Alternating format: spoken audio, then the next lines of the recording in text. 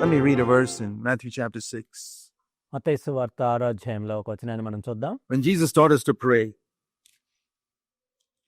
we pray for the Holy Spirit to fill us. యేసుక్రీస్తు ప్రభువారు ప్రార్థన చేయమని చెప్పినప్పుడు మనం కూడా పరిశుద్ధాత్మ నింపుదల గురించి ప్రార్థన చేస్తున్నాం. But let's begin with praying like this. Matthew 6 verse 9. అయితే మనము ఈ విధంగా ప్రార్థన చేయటం ప్రారంభిద్దాం. మత్తయి సువార్త 6వ అధ్యాయం 9వ వచనం. Pray then in this way. Our Father, who art in heaven, hallowed be thy name. కాబట్టి మీరు ఇలాగూ ప్రార్థన చేయుడి. పరలోకమందున్న మా తండ్రి, నీ నామము పరిశుద్ధపరచబడును గాక. So what is the first request? He didn't say we must repeat that every day. He said pray in this way.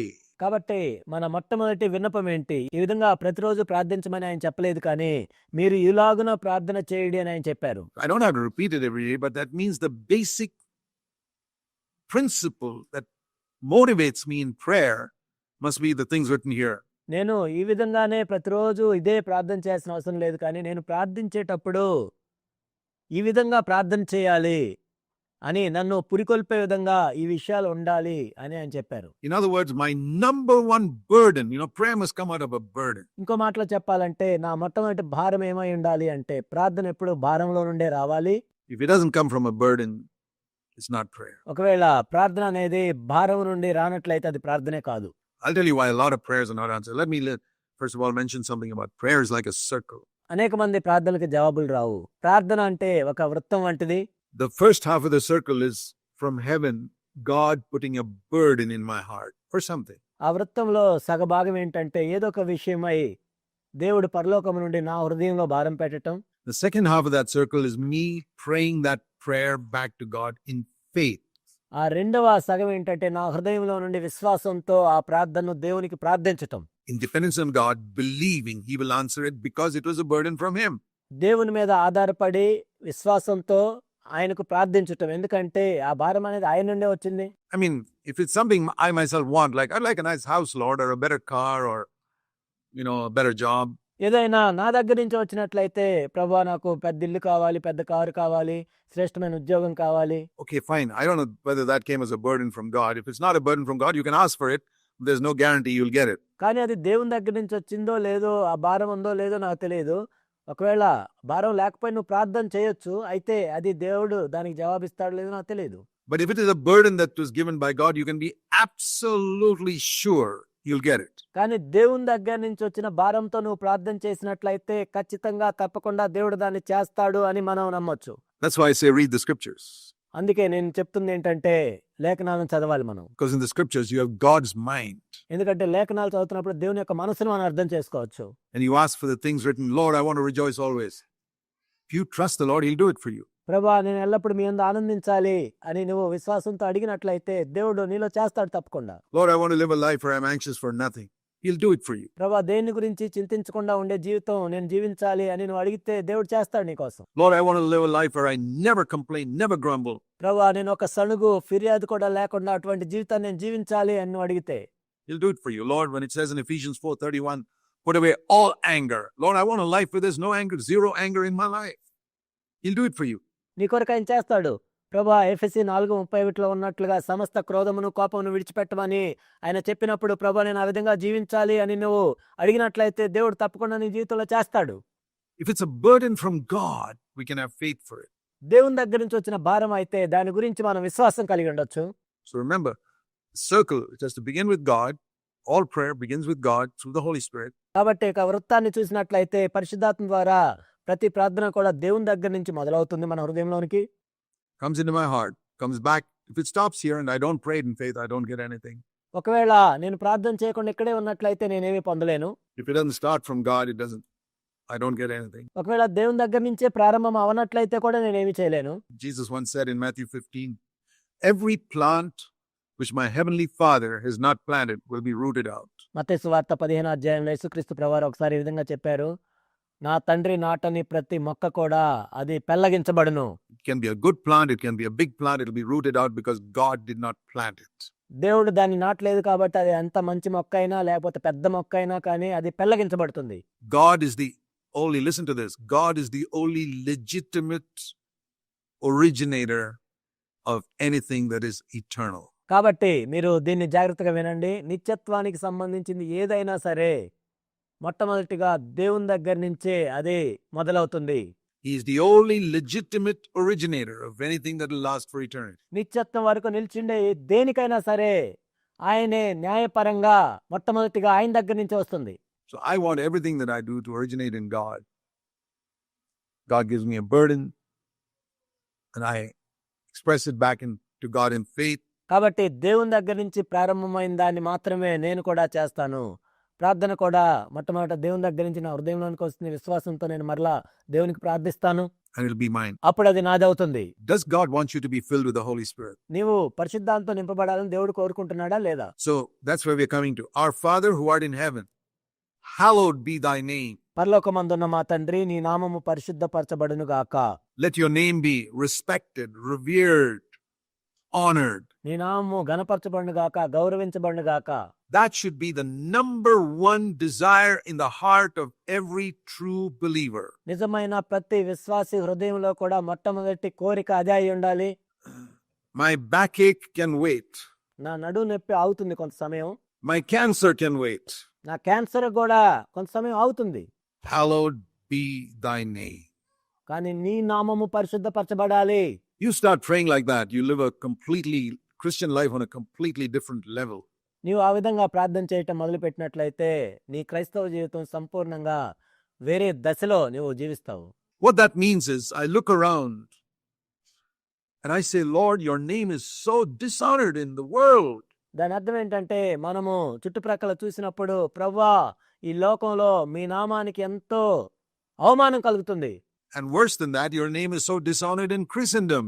ఎంతో దారుణంగా క్రైస్తవ్యంలోనే మీ నామానికి ఎంతో అవమానం కలుగుతుంది. I want your name to be honored. ప్రభువా మీ నామము ఘనపరచబడాలి.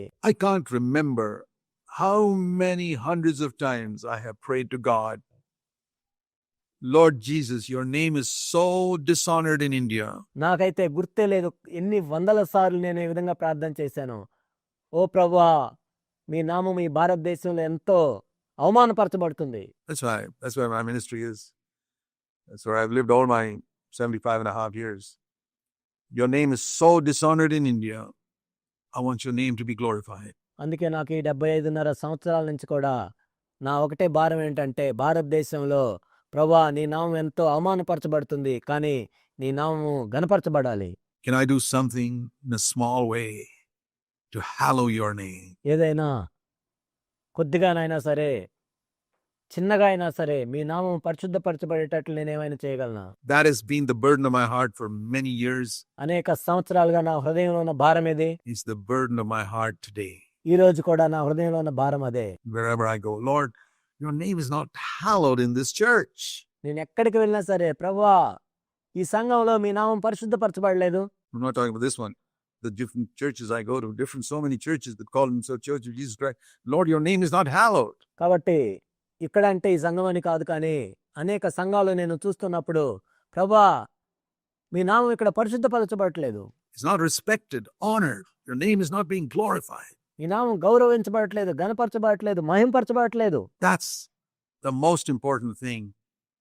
What can I do to glorify your name? ఇది ఎంతో ప్రాముఖ్యమైన విషయం. మీ నామం పరిశుద్ధపరచబడటానికి నేనేం చేయగలను? What can I do, Lord? Somebody's asked me to speak in a church.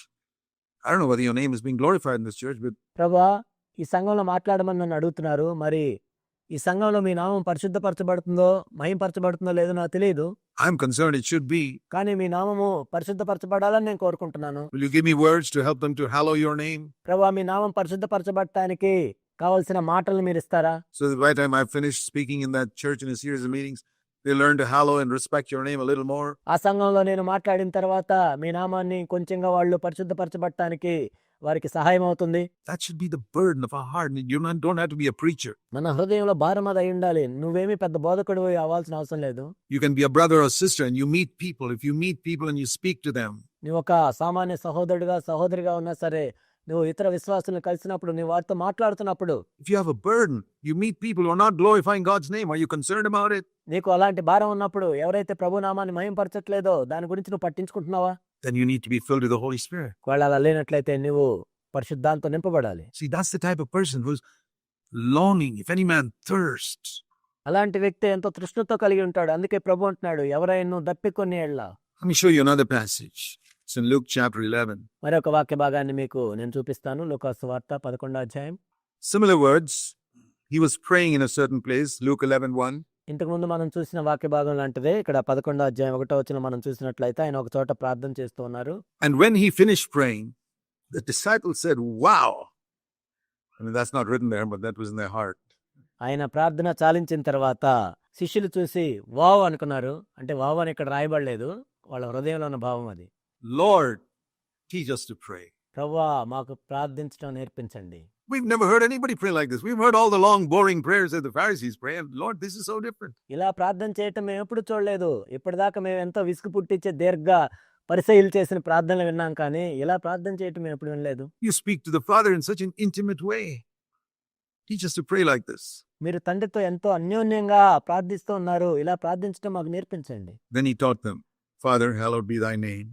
And he didn't finish there. ఆ తర్వాత ఆయన ఈ విధంగా చెప్పారు ప్రార్థన చేయమని, తండ్రి నీ నామం పరిశుద్ధపరచబడును గాక. అంతటితో ఆగిపోలేదు. The teaching on prayer, which he began in verse 2, ends in verse 13. ప్రార్థన గురించి ఆయన చెప్పిన వాక్య భాగం 2వ వచనం నుండి 13వ వచనం వరకు ఉంది. And verse 13, he said to pray for the Holy Spirit. That's why I'm getting there. 13వ వచనంలో ఆయన పరిశుద్ధాత్మ గురించి అడగమని చెప్పారు, అందుకే నేను అక్కడికి వస్తున్నాను.